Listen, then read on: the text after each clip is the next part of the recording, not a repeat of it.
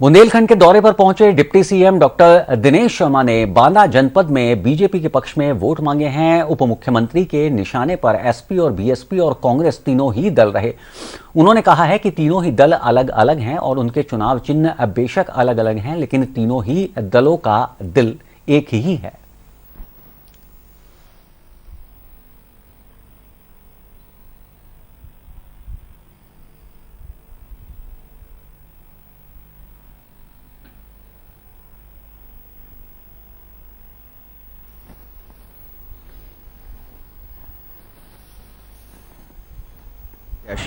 रामकेश निषाद के समर्थन में आयोजित जनसभा में कहा कि 2017 से 2022 तक मात्र 5 साल की अवधि में पूरे बुंदेलखंड का वातावरण बदला है।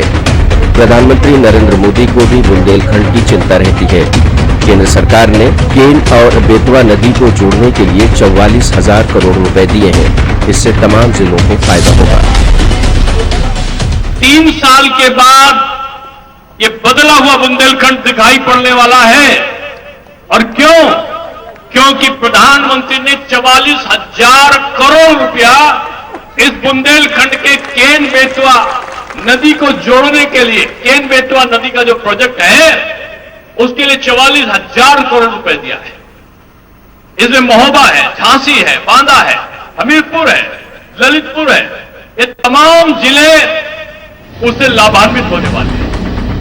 बबेरू के कमासिंस में भारतीय जनता पार्टी के प्रत्याशी अजय सिंह पटेल के समर्थन में आयोजित जनसभा को संबोधित करते हुए उप मुख्यमंत्री ने कहा कि एसपी, बीएसपी और कांग्रेस भले ही अलग अलग दल हो, उनके चुनावी निशान भी अलग अलग हैं, लेकिन इन तीनों के दिल एक ही है।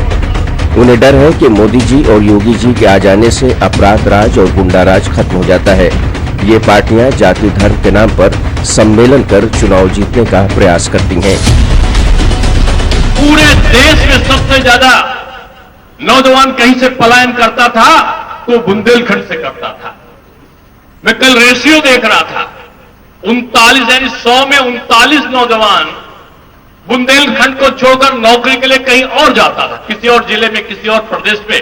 कोई मध्य प्रदेश चला गया, कोई बंबई चला गया, कोई कलकत्ता चला गया, कोई गुजरात चला गया नौकरी तलाश में। क्यों? क्योंकि बुंदेलखंड में लोगों ने बुंदेलखंड को बांटा हमेशा।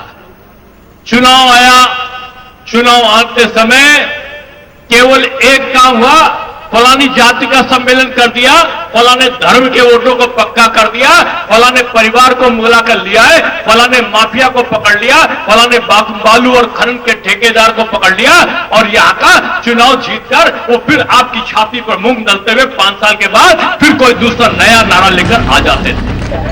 बीजेपी प्रत्याशियों के समर्थन में आयोजित जनसभाओं को बांदा से सांसद आर.के. पटेल समेत कई बीजेपी नेताओं और प्रत्याशियों ने भी संबोधित किया। 2017 के विधानसभा चुनाव में बीजेपी ने बुंदेलखंड के सभी 7 जिलों की 19 विधानसभा सीटों पर जीत का परचम लहराया था। बीजेपी प्रत्याशियों के समर्थन में आयोजित जनसभाओं में कोविड नियमों का पालन करते हुए जिस तरह से भीड़ जुट रही है, उससे ऐसा लगता है कि जनता एक बार फिर 2017 की पुनरावृत्ति कर सकती है। सहारा समय के लिए बांदा से रजत सिन्हा।